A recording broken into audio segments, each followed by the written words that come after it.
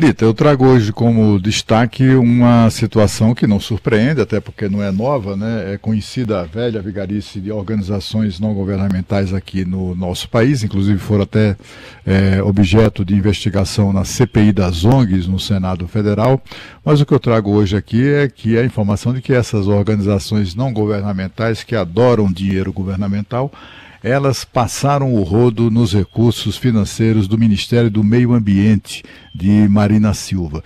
Imagine que somente este ano, estamos falando, minha gente, de 8 meses, né? Não conta nem setembro. Somente este ano, nos primeiros 8 meses, essas organizações não governamentais levaram mais do que 315 milhões de reais.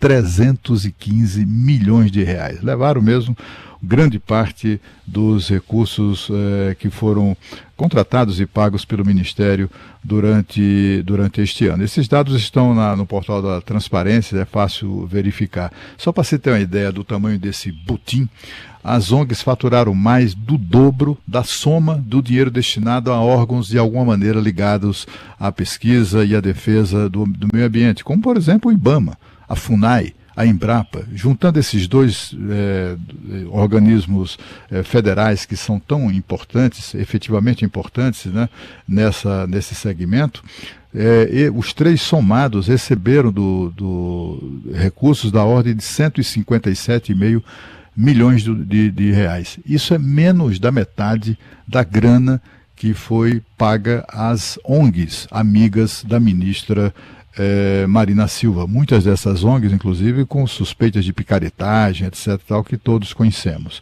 Esses dados do portal de Transparência mostram que o governo brasileiro fez com que o pagador de impostos desse mais dinheiro a essas ONGs do que a organismos internacionais como a própria ONU e a OIT, que levaram nesse período 219,4 milhões de reais. Muita grana, mas ainda assim, e é dinheiro devido já há vários anos, e mesmo assim um dinheiro inferior àquele que foi transferido para essas organizações não governamentais. Uma delas, sediada no Espírito Santo, foi a que mais recebeu, 16,5 milhões de reais, somente este ano, minha gente. 16,5 milhões de reais. E o curioso é que curiosa é a comparação.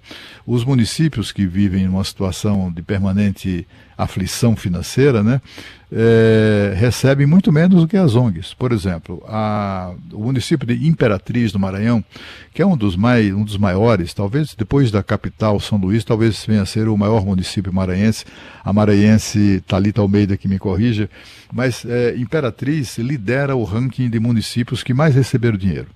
Pois bem, o Imperatriz recebeu 14,1 milhões, menos do que só essa ONG do Rio Grande do Espírito Santo, que se chama FEST. Essa é a sigla da ONG, né?